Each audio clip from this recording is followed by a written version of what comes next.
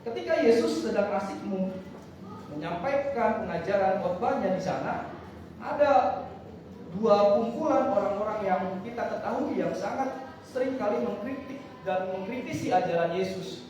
Para ahli Taurat dan hukum-hukum, para ahli Taurat dan orang-orang Farisi. Ini orang-orang Farisi dan ahli-ahli Taurat sering kali mengkritik dan mengkritisi ajaran Yesus. Dia mungkin bahkan sering kali menjebak juga pelayanan-pelayanan Yesus di dalam sebuah perumpamaan. Ketika kita semua sedang belajar dalam proses pertobatan, kerap kali kita diperhadapkan oleh sungutan atau suara-suara yang menyesatkan, seperti yang dilakukan oleh orang-orang Farisi dan ahli-ahli Taurat. Tadi saya sebutkan, ini orang-orang Farisi ini mereka orang-orang yang terpelajar. Mereka belajar hukum Taurat, mereka belajar hukum Musa, mereka juga mengajarkan itu semua kepada bangsa-bangsa Yahudi. Tapi mereka gagal dalam penerapan esensi hukum itu. Mereka hanya rapi di dalam, mereka hanya cantik di luar, tapi rapuh di dalam. Orang-orang Farisi dan ahli-ahli Taurat dalam pelayanannya kerap kali memperdebatkan dan mengkritisi ajaran Yesus.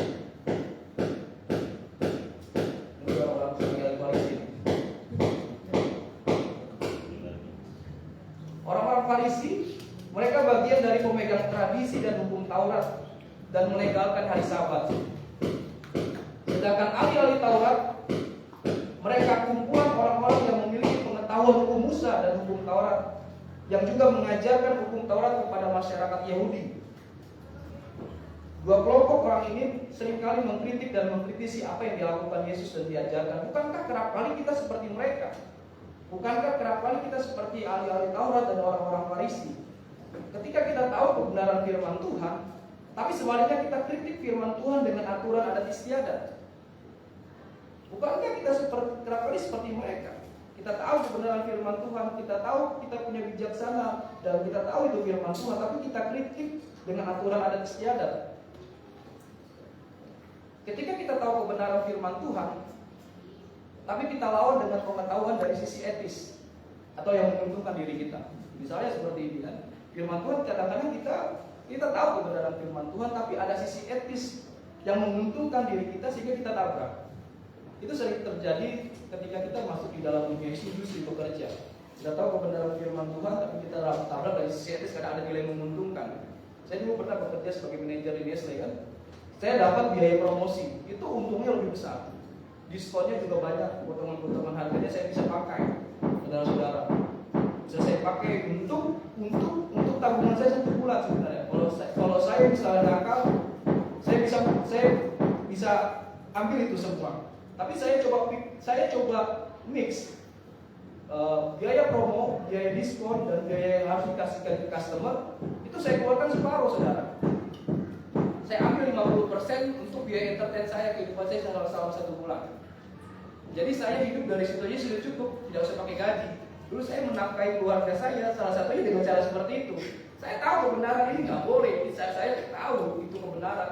Tapi di sini ada sisi menguntungkan untuk saya lakukan. Supaya apa? Supaya saya bisa save itu 50% biaya promosi, biaya yang harus saya kasihkan kepada customer itu. 50% itu lumayan dulu budgetnya.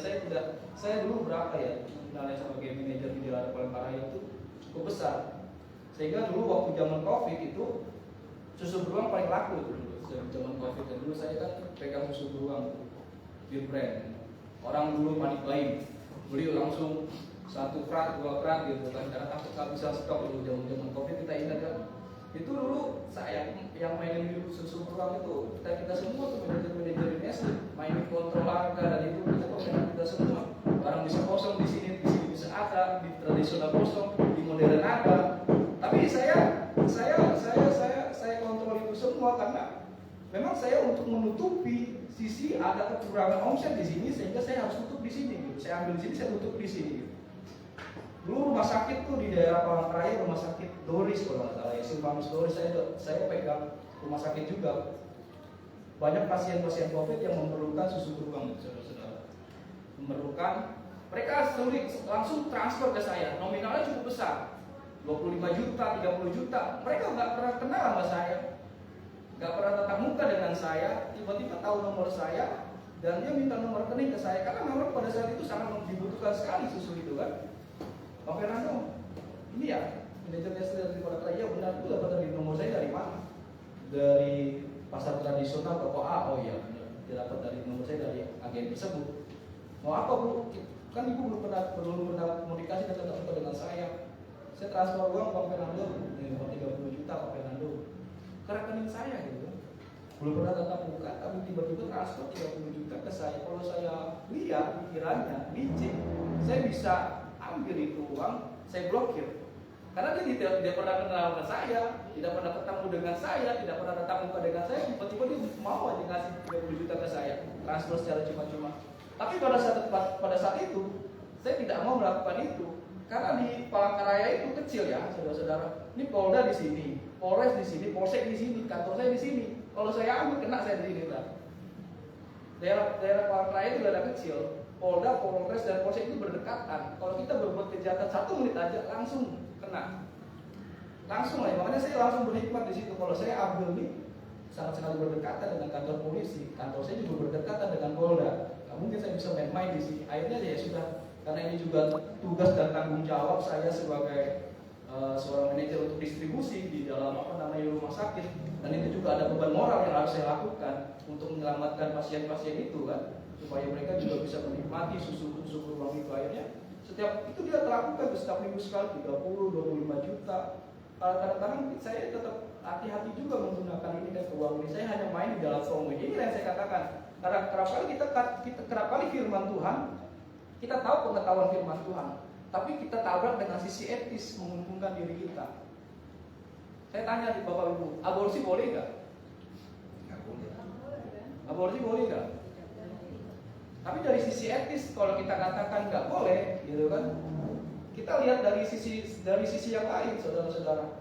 Kalau memang nggak boleh, tapi ini perempuan ini harus dalam kondisi yang saya katakan harus perawan gitu, karena untuk mendapatkan suatu jabatan pekerjaan. Akhirnya dia mau melakukan ini, aborsi ini, sehingga ya supaya dia tetap dapatkan promosi jabatan ini. Ini seringkali terjadi kan Bapak Ibu. Kita bilang aborsi nggak boleh, dan sepertinya nggak boleh, dan sini seperti itu. Tapi kita tetap ayo melakukan, karena ada sisi etis, ada sisi menguntungkan. Dibilang lah saya udah nggak, dibilang aborsi diaborsi lah anak itu, walaupun dia mengambil hak anak itu, nggak boleh memang sebenarnya. Kalau dari sisi doktrin nggak boleh itu kan. Kalau doktrin pisaunya tajam, biblika sih doktrin doktrin biblika itu pisaunya tajam, nggak boleh. Tapi ketika kita masuk dalam pastoral, itu ada sisi etis dan tidak etis. Kita ambil keputusan pakai pisau tajam apa pakai pisau tumpul. Makanya tadi saya tanyakan, kalau kita mau pakai di dalam sisi gereja, kita pakai pisau tajam, pisau doktrin, nggak boleh, benar. Tapi ketika kita di luar gereja, pasti Bapak Ibu bisa katakan boleh. Karena kalau lihat sisi keuntungan kerja, pangkat jabatan, ya kan? Kalau di gereja kalau kita katakan nggak boleh, tapi kita lihat sisi etis dan tidak etisnya kan Bapak Ibu. Tapi kembali lagi itu kembali dengan hikmat dan bijaksana kita dalam takut akan Tuhan. Dan setuju aborsi nggak boleh. Saya setuju itu karena kita tidak boleh mengambil hak bayi yang baru dilahirkan, yang harusnya kita bertanggung jawab untuk mendidik dia, untuk membesarkan dia, menafkahi dia. Yesus kerap kali mengajar dan memberikan perumpamaan bahwa orang-orang Kristen digambarkan seperti domba yang hilang. Dalam Perjanjian Baru, khususnya Injil Sinoptik, kata domba seringkali muncul dalam Injil Matius, Markus, dan Lukas. Karena Injil ini, Matius, Markus, dan Lukas ini ada isi yang sama, sehingga ada satu peristiwa yang sama, makanya dinamakan Injil Sinoptik. Ada kesamaan di sana, ada satu cerita yang sama, makanya dikatakan Injil Sinoptik. Dan kata domba ini seringkali muncul di dalam Injil Matius, Markus, dan Lukas. Menjadi satu pertanyaan, mengapa domba gitu kan? Mengapa harus domba gitu kan? Kalau di Medan mungkin babi dipindahan ya, Pak, masih tahu. Kalau ada di Medan, di daerah ini aja, di daerah Israel sana dibilangnya domba. Karena domba memiliki 3 fungsi: susu, daging, dan bulunya. Wow, sehingga ketika pada waktu itu profesi seorang gembala itu profesi yang sangat mulia. Ketika memiliki domba, itu disebut orang yang mulia, orang yang disegani. 100 ekor domba dikatakan. Kata 100 itu tidak bukan tanpa makna, saudara-saudara. Tadi di dalam Lukas 15. Siapakah di antara kamu, di ayat 4? Siapakah di antara kamu yang mempunyai 100 ekor domba, dan jikalau ia kehilangan seekor di antaranya, tidak meninggalkan yang 99 ekor di padang gurun dan pergi mencari yang sesat itu sampai ia menemukannya. 100 itu ada maknanya, Bapak Ibu, bukan tidak ada maknanya di situ, itu ada makna teologinya. 100 itu menunjukkan kata mempunyai arti kelimpahan dan kekayaan. Tapi ada satu kalimat lagi tadi kita baca, ada satu paradoks. Kalau satu hilang tersesat, apa yang dilakukan, kata firman Tuhan? Nah, di sini dikatakan, tapi buat apa? Tapi buat apa kita bergelimang dengan kelimpahan dan kekayaan, tapi tidak memiliki satu atau kehilangan satu hal, yaitu Yesus Kristus. Ini yang mau disampaikan. Kita punya 100, tapi kehilangan satu hal. Kita kehilangan satu makna, kita kehilangan soteriologi, kita kehilangan nilai keselamatan itu. Buat apa? Ini yang mau dikatakan di dalam Injil Lukas 15. Sehingga ketika kita melihat satu peristiwa kejadian yang pernah terjadi, yang pernah tercatat juga di dalam kitab suci tentang seorang orang kaya. Orang kaya yang sangat kaya raya, yang berhasil melakukan hukum Taurat, dan dia sangat kaya terpandang pada saat itu. Dia datang kepada Yesus dan berkata, "Guru, aku mengikut engkau. Aku ingin melayani engkau, aku ingin mengikuti engkau dan melayani engkau." Orang ini sangat kaya. Orang ini sangat terpandang. Tidak gagal dalam melakukan hukum Taurat. Siapa yang tidak mau kan? Udah kaya, tahu hukum Taurat, berhasil dalam bisnisnya. Perempuan mana yang nggak mau kan? Kaya, bisnisnya berhasil banyak, gitu kan? Tapi Yesus uji satu. Apa yang dikatakan Yesus? Jual seluruhnya dan kasihkan kepada orang miskin. Dia gugur di sini. Kata satu tadi. Ini satu hal yang dia gugur di sini. Jual seluruhnya dan bagikan kepada orang miskin. Ini kan menjadi suatu kontradiktif dengan kehidupan kita. Kita mempertahankan kekayaan, tapi kita mau tetap ikut Yesus. Tapi sedangkan Alkitab jelas di sini katakan, jual seluruhnya dan bagikan kepada orang miskin. Saya sendiri, apakah sudah bisa melakukannya? Masih Bapak Ibu belum bisa, gitu kan? Karena masih ada yang harus saya pertahankan. Kalau nggak saya pertahankan, bagaimana saya bisa untuk keperluan yang lain? Tapi Alkitab ini mengajarkan kita untuk sampai seperti itu. Sampai yang dilakukan oleh Yesus untuk pemuda kaya ini. Apakah pemuda kaya itu melakukannya? Dia gagal.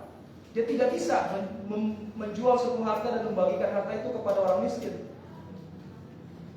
Kerap kali kita seperti pemuda itu, lebih mengutamakan mamon, mempertahankan mamon, dan menuhankan mamon sebagai Allah. Padahal jelas di dalam Lukas 10 ayat 27, saya minta tolong Pak saya bacanya Lukas 10 ayat 27. Padahal ini jelas, ya kan, dalam Lukas 10 ayat 27. Kita kerap kali mempertahankan satu ini mamon, tapi kita tidak mau berjuang untuk menjual ini semua untuk membagikan kepada orang miskin. Lukas 10 ayat 27. Lukas 10 ayat 27 dengan firman Tuhan, jawab orang itu, kasihilah Tuhan Allahmu dengan segenap hatimu dan dengan segenap jiwamu dan dengan segenap kekuatanmu dan dengan segenap akal budimu, dan kasihilah sesamamu manusia seperti dirimu sendiri. Terima kasih. Ini pemuda itu gagal di sini, mengasihi sesama, gitu kan. Dia lebih menuhankan hartanya sebagai mamon, menuhankan mamon sebagai Allah. Padahal jelas hukum utama yang tadi disampaikan oleh Pak Hosea, Lukas 10 ayat 27. Ini menjadi hukum utama dalam kehidupan kita. Dan ada juga mandat utama dalam kehidupan yang harus kita jalani, mandat penginjilan. Hukum utama dan mandat penginjilan itu nilainya kekal dan tidak ada tegak kadaluarsanya. Hukum utama dan mandat penginjilan, saya katakan, itu nilainya kekal. tidak ada tanggal kadaluarsanya. Profesi sebagai jabatan kita, pangkat kita, ada tanggal kadaluarsanya. Ketika usia 58, 60 pensiun. Ketika perusahaan itu bangkrut, gulung tikar, mau kemana kita? Dulu kita lihat COVID, begitu banyak perusahaan-perusahaan besar tumbang, sekelas Toyota, sekelas pabrik sekelas Epson dan seterusnya, tumbang. Saya mau mengingatkan di sini, kita tidak bisa berharap sama harta kita. Kita tidak bisa lihat dengan pangkat kita. Suatu saat, kalau memang perusahaan ini pilot, suatu saat kalau memang perusahaan ini bangkrut, suatu saat kalau kita ketahuan di audit, main fiktif, data anggaran, habis kita. Kena habis semua. Dan ada tanggal kadaluarsanya. Mau kemana kita? Tuhan ajarkan ini saudara-saudara kepada kita semua, bahwa ada yang tidak kadaluarsa dalam kehidupan kita. Melakukan amanat agung, mengasihi Tuhan dengan segenap jiwa, dengan segenap budi, dan mengasihi sesama. Ini nilainya kekal. Sampai kita mati dia harus kita lakukan. Dan melakukan mandat penginjilan. Ini tidak ada nilai kadaluarsanya. Mandat penginjilan ini tidak ada kadaluarsanya. Makanya ketika kita masuk dunia kerja setelah pensiun usia 58, 60, mengapain? Ya lakukan ini. Yang nilainya kekal, yang tidak ada tanggal kadaluarsanya. Setelah pensiun mau ngapain saya sih? Ya udah, terlibat aja dalam pelayanan gereja. Terlibat aja dalam pelayanan penginjilan. Mau mission trip silakan, ikut gerejanya kalau memang ada program mission trip. Tapi memang kadang-kadang kalau melakukan mission trip itu kan biaya sendiri gitu, ditanggung. Tanggung oleh pribadi sendiri. Kadang-kadang kita juga beratnya di situ. Kalian saya ikut mission trip di Jawa Tengah, Berawak, enak di sana di daerah GBI beginin. Saya kira disubsidi, ternyata bayar seluruhnya, bayar pribadi. Nggak apa-apa lah gitu kan, namanya pelayanan untuk Tuhan, mandat penginjilan ya saya harus lakukan itu karena diundang, saya lakukan, bayar 1 juta pelayanan 3 malam di Ambarawa, Jawa Tengah. Dapat di sana pelayanan dalam gereja, saya baru cobain itu makanan yang aneh di Jawa Tengah tuh, kecil, kepalanya ikan kepala batu sama apa tuh? Nggak ada sambalnya gitu kan, nggak ada sambalnya itu rasanya hambar sekali, nggak ada rasanya. Tapi saya coba nikmati dan karena dikasih berkat oleh mereka, kita diundang untuk pelayanan, dikasih makan itu kayak modelnya kayak nasi kucing tapi kepala batu, kelapa, sayur-sayuran gitu, sayurnya kayak ada ubi tumbuk apa itu namanya, urap atau apa gitu. Ya urapan, nggak ada sambalnya bu gitu kan. Saya nikmat, tapi saya udahlah. Mbah ini seorang pendiri dulu di GBI di daerah Ambarawa sana gitu kan.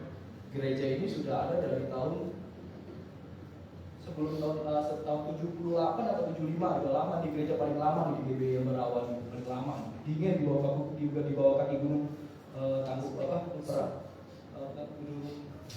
di Jawa Sumbing apa pokoknya dingin kan. Itu kalau malam itu 16 derajat saya harus dingin, makanya saya harus pakai jaket 2 gitu kan, pakai jaket 2 tidur pun masih kedinginan pakai jaket 2 gitu. Nah Mbak ini luar biasanya, dia begitu militan dalam pelayanan. Dia tidak mau kehidupannya ini disumbangsi oleh gereja, dia justru memberikan tenaganya untuk gereja. Begitu militannya Mbak ini. Saya datang, Pak sudah berapa tahun, sudah lama dari gereja itu berdiri gitu.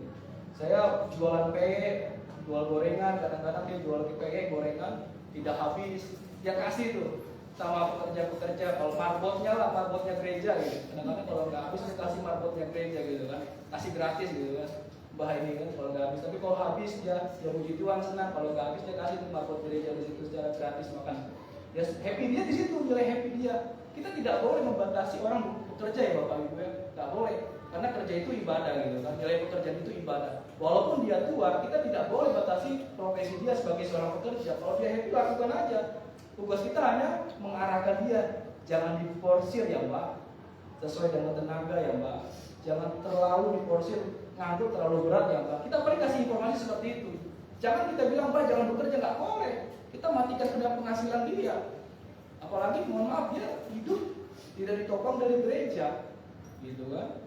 Saya lihat Mbah ini begitu luar biasa. Sampai dia pernah jatuh tuh dalam pelayanan. Dia jatuh bawa PE itu kan, dia jatuh gitu kan, dia jatuh tapi tetap dia tetap datang ke gereja.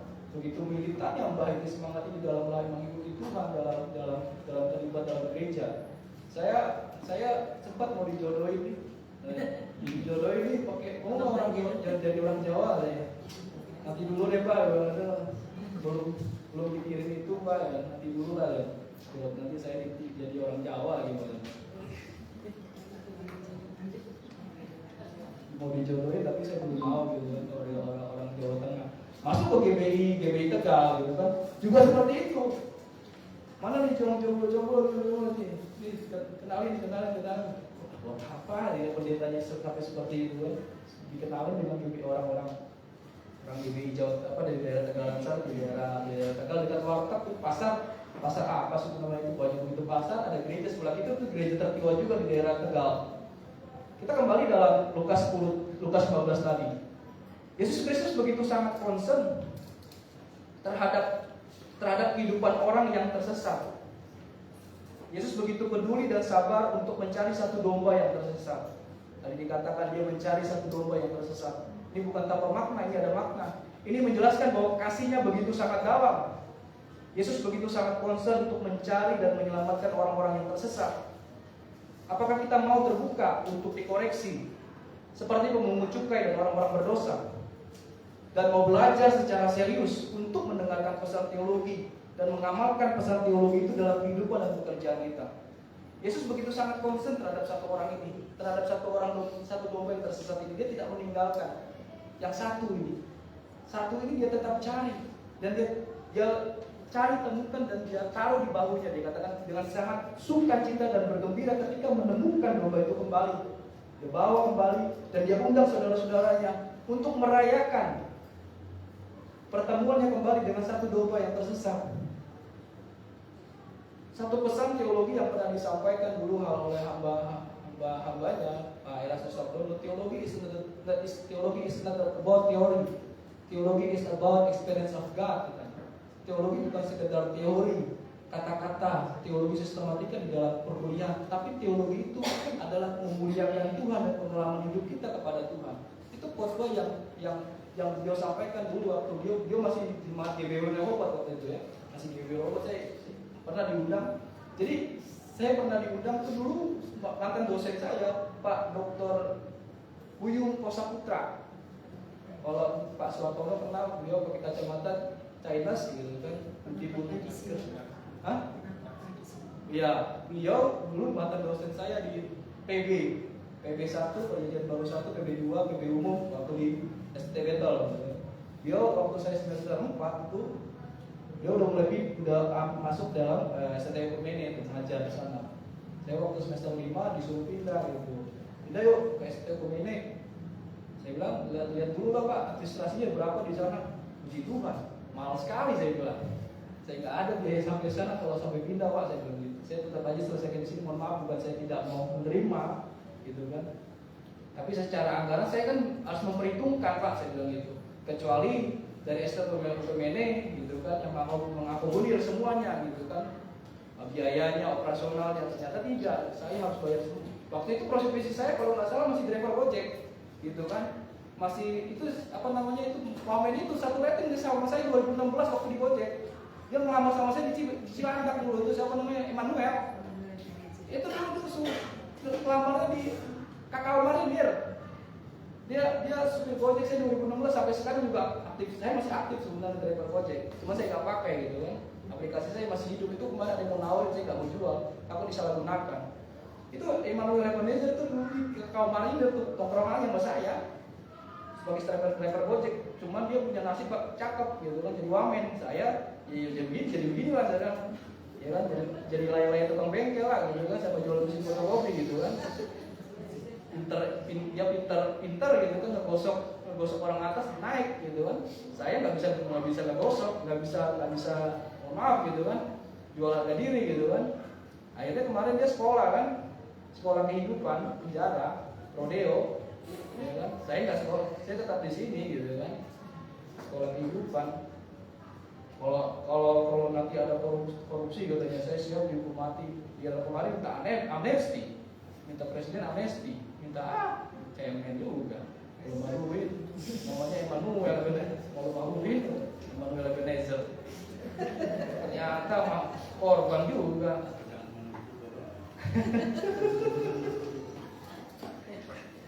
Dulu satu tongkrongan tuh di Marinir di Kemang. Kita kalau Gojek ngopi bareng, merokok bareng di situ. Ya kan, juga di Kemang tongkrongannya. Bagi driver Gojek sama-sama alma-mater Gojek kita. Belum lama menterinya sekolah juga. Menterinya mantan Gojek. Drivernya sekolah, menterinya sekolah kan. Itu yang ini yang mau sampaikan tadi dalam khotbahnya beliau, dalam cuplikan khotbah beliau di waktu itu di GBO. Teologi is not about teori, teologi is about experience of God. Teologi bukan sekedar teologi tentang teori, tapi tentang kemuliaan kita untuk Tuhan dan pengalaman hidup kita bersama Tuhan. Dan saya juga ada cuplikan khotbah yang saya dapatkan juga dari almarhum Lukman Sirait.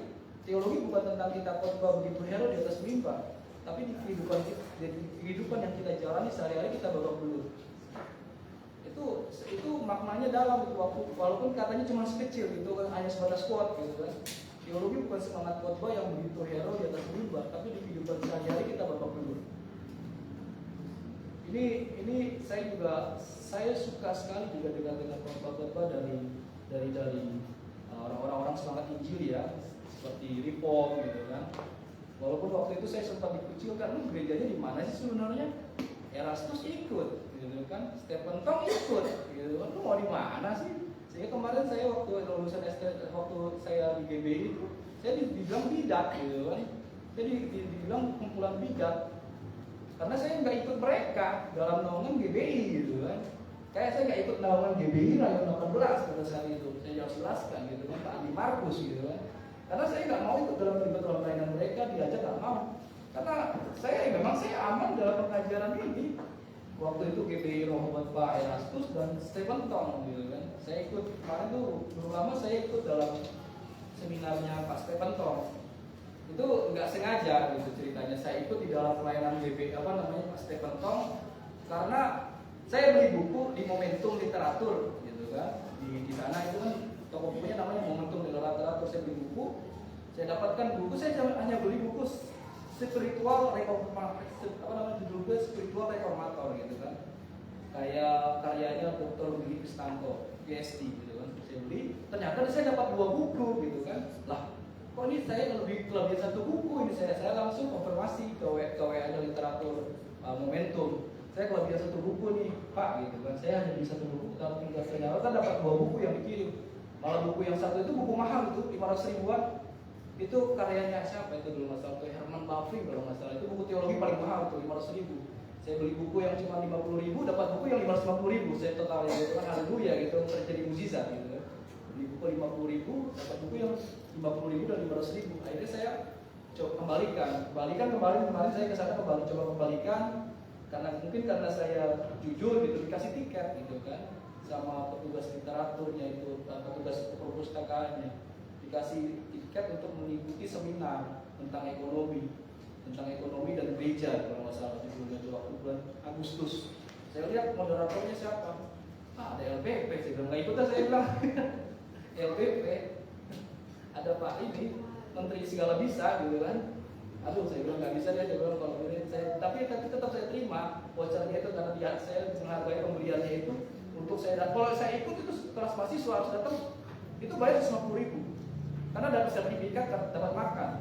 Tapi karena saya kemarin mengembalikan buku itu, saya dikasih secara gratis dan cuma-cuma. Saya coba masuk tuh Pak Suwartono ke atas, ke ruangan akademiknya STTL Reform. Bagus Pak, bisa ruangan aulanya gede. Kalau saya masuk, mahal gitu kan. Saya tanya, Pak, Bu, saya coba pengen tahu dong biayanya dan apa-apanya gitu kan. Semuanya saya dikasih tahu. Bapak gembala. Saya bilang saya cuma kerja sekuler aja Pak, sampai pelayanan kecil-kecil aja. Saya dikasih, kalau Bapak mau ikut dalam S2 di sini, Bapak harus tinggalkan pekerjaan Bapak semuanya, seluruhnya, full timer di sini, bekerja, melayani Tuhan. Jadi nggak boleh kerja lagi. Begitu sangat militernya mereka. Saya baru tahu penerimaan S2 mereka sangat ketat. Kita harus tinggalkan pekerjaan kita, mengabdi di gereja itu pelayanan di situ. Nanti kalau makan minum mereka yang minum, yang topang pelayanan kita, sampai nanti rumah tangga kita gereja yang akan handle seperti itu. Saya baru tahu gereja Reform seperti itu. STT-nya, Bapak Ibu harus tinggalkan pekerjaannya. Bapak harus tinggalkan pekerjaan Bapak. Masuk boleh S2 ambil, tapi tinggalkan semuanya Pak. Saya bilang, saya juga gugur juga nih kalau seperti pemuda yang kaya ini, tinggalkan semuanya dan ambil satu gitu kan, layani Tuhan. Saya bilang saya minta brosurnya aja dulu deh Pak. Tapi dialihkan ada sekolah tentang profesi itu, tapi kita bisa sekolah Alkitab tapi nggak dapat ijazah, cuma dapat sertifikat doang gitu kan. Di situ ada kalau kita mau sekolah tapi profesi, sekolah profesi tapi tidak dapat ijazah gitu. Tapi sayang sekali gitu kan. Itu sekolahnya setiap hari Sabtu dan Minggu saja. Saya baru tahu begitu sangat ketat di sana. Saya kira bisa kayak STT yang lain gitu kan, kerja sambil kuliah gitu kan. Kuliah sambil kerja di situ nggak bisa. Saya gugur di situ, saya gugur. Saya mau katakan sekali lagi itu. Kita kembali dalam Lukas 15. Saudara-saudara kekasih dalam Kristus Yesus. Perumpamaan tentang gembiranya seorang gembala yang berhasil menemukan satu domba yang tersesat ini menjelaskan juga tentang doktrin soteriologi yang tadi saya sampaikan di awal. Doktrin soteriologi tentang keselamatan, bahwa keselamatan yang daripada Yesus Kristus tidak bisa hilang. Karena nilai keselamatan atau inisiator keselamatan itu adalah Yesus sendiri oleh kematiannya di atas kayu salib. Kalau banyak yang bilang keselamatan bisa hilang, bisa gugur. Kalau saya tidak, saya katakan, saya tetap dalam premis Alkitab bahwa keselamatan tidak bisa hilang. Karena inisiator keselamatannya itu Yesus sendiri yang menyelamatkan. Keselamatan itu konsepnya Yesus sendiri, bukan manusia. Kalau manusia yang menyelamatkan orang berdosa nggak mungkin. Tapi karena Yesus sendiri yang menyelamatkan karena kasihnya, dia telah menentukan. Ini yang dikatakan kalau kita menyinggung tentang predestinasi gitu kan. Ini banyak perdebatan tentang bahwa Calvin meretorika doktrin predestinasi begitu sangat tajam. Sebenarnya doktrin predestinasi ini bukan doktrin utama, ini salah satu doktrin. Masih banyak doktrin yang diajarkan tentang yang dilakukan oleh Calvin. Tapi banyak orang terjebak dalam konsep soteriologi predestinasi. Saya tetap bahwa keselamatan yang daripada Yesus tidak bisa hilang. Karena nilai keselamatan yang tadi saya katakan atau inisiatornya, keselamatan itu adalah Yesus sendiri melalui kematian yang dari kayu salib. Tersesatnya manusia dan mengabaikan keselamatan itu karena manusia itu bebal dan begitu sombong untuk tidak mau belajar terbuka menerima Yesus sebagai Tuhan dan Juru Selamat. Jadi tersesatnya manusia itu karena manusia itu sombong, begitu bebal dan tidak mau terbuka untuk belajar menerima Yesus. Ini seperti diilustrasikan. Doktrin keselamatan itu diilustrasikan seperti kita menaiki sebuah pesawat terbang, saudara-saudara. Saya ilustrasikan ketika kita menaiki pesawat terbang. Pilotnya Yesus sendiri, kita sebagai penumpang. Yesus sebagai pilot. Ini doktrin keselamatan saya gambarkan seperti ini gambarannya ya. Tapi Bapak Ibu terserah kalau dengan premis atau doktrin yang Bapak Ibu punya sendiri silakan. Ketika kita mau ke surga, jadi Yesus pilot yang mengantar kita kepada surga itu. Sebagai pilot, Yesus yang mengemudi ya. Nah kita sebagai orang yang percaya mau tetap nggak sebagai penumpang yang baik mengikuti arahan dan jalannya sampai selamat, atau kita menjadi yang tadi saya bilang menjadi murid yang bebal dan tidak mau terbuka. Sehingga apa yang kita lakukan? Kita membuka pintu darurat, kita membuka jendela untuk terbang masuk ke neraka. Akhirnya kita tidak selamat ke surga kan? Karena kita ilustrasinya, ketika kita masuk dalam pesawat, kita bisa mengambil keputusan mau buka pintu darurat atau kencang untuk lompat. Itu yang membuat orang itu mati. Jadi keselamatan daripada Yesus itu bukannya hilang, tapi digugurkan oleh apa? Kebodohan manusia, oleh kebebalan manusia itu sendiri, saudara-saudara. Ketika kita buka pintu darurat dan kaca untuk melompat masuk neraka, itu karena manusia itu sendiri melakukan kesalahan, pelanggaran, dan dia tidak mendapatkan tentang keselamatan itu tadi. Harusnya dia menunggu sampai Yesus landing, sampai di surga. Kalau menurut pemahaman saya seperti itu, bahasa sederhananya. Jadi konsep keselamatan itu kita harus tetap ikut dalam semangat Yesus sendiri sebagai pengemudinya, sebagai pilot untuk kita sampai di surga. Tunggu, jangan sampai kita buka pintu jendela kita lompat ke neraka.